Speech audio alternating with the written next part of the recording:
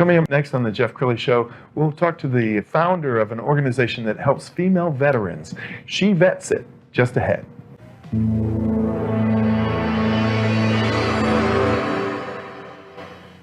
Many are predicting that the worst is yet to come, which is unfortunate, said one person here. Until now, they've enjoyed the reputation of being the nation's icebox. Watched a burglar in his home this morning by webcam. As a journalist of over 25 years, stories are what make my world turn. Reporting live from the Dallas newsroom tonight, Jeff Crilley, Fox 4 News. But in 2008, I took the jump from my familiar life and started a PR firm from my home. We're talking about anyone with a camcorder like the one I'm using becomes a television network. We started slowly growing the company, and we now have over 100 clients, and we've branched into the world of live digital broadcasting. I now own 8 different TV studios and have a huge team, and the stories that I now get to share are sometimes the most important of my life. Life has a funny way of coming around full circle. This is the Jeff Crilley Show.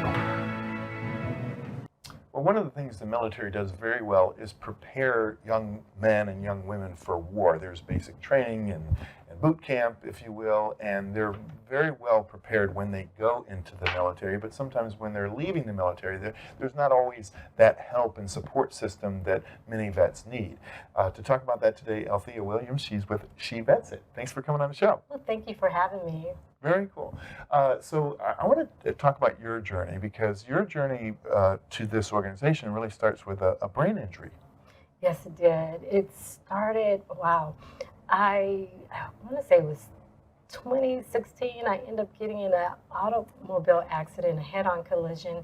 I was in Germany at the time. I was stationed over there, and I didn't know I had my favorite Mustang, and I didn't know when we shipped the car that it was not good with snow, and so I ended up, the car ended up veering into incoming traffic. Yes. And when you're trying to get help, you're also recognizing there's probably a lot of other female veterans who are also needing help. Yes, yes. I always say it's that invisible wound that even you can look, you know, someone see you and they're like, oh, she looks fine, like nothing's wrong, but they don't see at home the different struggles and different things that you have to do in order to show up and be present. There's a lot of different things that happen behind the scene when someone deals with either chronic pain that comes with TBI, from depending on the type of TBI you have, and then just in general, those invisible wounds can be something else. And you know, it's just, I just want people to know that sure, even with a traumatic brain injury, you can still push through. We've got some pictures of you from your military career. How long did you serve? I served a week short of 8 years. Is that right? Congratulations. Yes. Thank you for your service. And at the beginning of the show, I mentioned that, yes, the military does a great job preparing people, but when you're leaving, there's not really necessarily an exit plan, and here's how you get plugged in after you leave. Is there? Well, there is a plan. They do have a program that they implement where they do help you get your resume, find out what you're going to do when you get out. Do you want a job? Do you want to start a business? So they do have a program that helps you, I think, 6 months before you get out, if not longer. But the thing is, the psychological part of it, getting out the military, can be challenging. And that is when you get out the military, and especially when you get out being disabled, it's a different transition, because if you spent most of your life in the military, it's that fear of like, oh my gosh, what is my life going to be like after the military? Sure. And if you have a disability, you know, now it's like, okay, I did have plans to transition into a job and do this and that. Now that struggle on what is my life going to be like? And that's the psychological part, along with whatever traumas that you've gained through your service or combat service. Sure. You have a very popular podcast. We're going to put up that shot. And you get into some things that really people need to know, like starting a business. Talk about some of the other topics that you've tackled. I think I shared earlier with you, before joining the military, I joined at 39, almost 39. And I used to work for the Small Business Development Center. I've ran a Chamber of Commerce.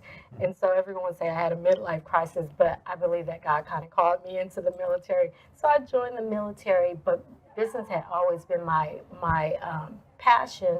And so with women veterans, we're the fastest, almost the fastest segment of those starting business, but at the same time, we're also the fastest segment of the homeless population and also those that are suicide. Wow. So as fast as we're joining, we're, becoming homeless and also suicide. But on the positive note, we are persevering and we are also starting businesses. So if we can help women veterans transition if they want to start that business, because we have the skill set to push through that. So what I do is, because of my, I deal with a lot of chronic pain and chronic issues, what I do is I bring in different guest speakers to come in and talk about various topics. And what I like about doing this, it started off just trying to keep my mind functioning. And so it started off just getting online and sharing resources and things like that. But then I had a tribe. I found my tribe of women veterans that kind of pushed me. I say they pushed me into the deep. They're like, Althea, you need to do more. And I'm like, no, I don't want to do that. But I had women that believed in me. And so it really, it was a struggle. It was really tough in the beginning. But I just highlight women veterans that are doing awesome things. And then I bring in veteran organizations that come in, like the PGA Hope, which is a program from the PGA of America. They have a program that support veterans, and it's a free program for 6 to 8 weeks that train veterans to play golf. So I bring in organizations like them that come in every Thursday on my Instagram Live and talk about those programs. So it's like bridging the gap between resources, business experts, and different organizations that can come in and support our veteran community. That's wonderful. And when you first started thinking about this organization, did you look out there and say, is there anybody doing this already? And discover that, no, somebody needs to do it and it might as well be you. Well, no, to be honest, I was not even trying to do anything like this. Mm-hmm. I actually, I was in a really, really dark place of trying to find who this new person is after a brain injury. I had my MBA. I wanted to get a PhD when I get out the military. I wanted to do so many different things. But when the injury happened, it just kind of put a halt to all the things. And I had to figure out, who am I now? I can remember people. I was just dealing with my brain injury. And to be honest, I was just really stuck.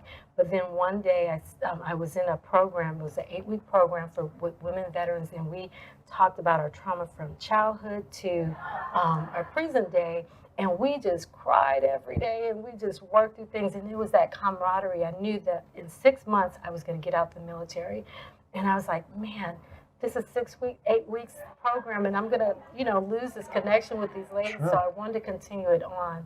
And so the day I received my DD-214, this actor in Hollywood contacted my little group that we were just meeting up for, brunch or lunch or whatever, just to connect, and invited me to the Kennedy Center.